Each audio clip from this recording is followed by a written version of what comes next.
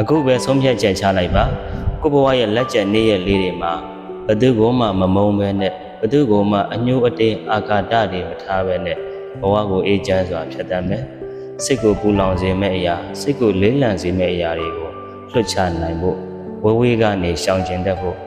ကြိုးစားနေထိုင်မယ်မျက်ရည်ကျလွယ်တဲ့စိတ်ထားဝမ်းနည်းလွယ်တဲ့စိတ်ထားတွေကိုပြုပြင်ပြီးတော့ကိုယ်အရင်ကလိုခလေးမဆန်တော့ပဲနဲ့အေးချမ်းတည်ငြိမ်စွာဘဝကိုဖြတ်သန်းမယ်ငြိမ်သက်တဲ့စိတ်ထားတွေကို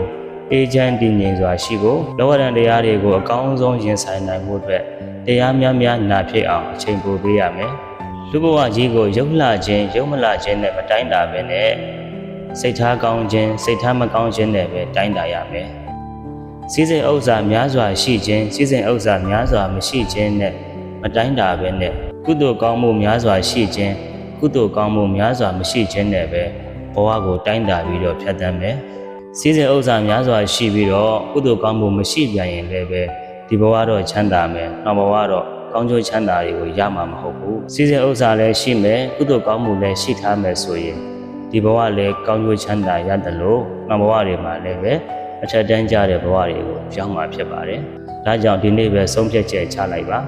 ကိုဘဝရဲ့လက်ကျန်နေ့ရက်လေးတွေမှာစိတ်ကိုပူလောင်စေမယ့်အရာစိတ်ကိုလေးလံစေမယ့်အရာအကုသိုလ်ဖြစ်စေမယ့်အရာတွေကိုရှောင်ကျဉ်ပြီးတော့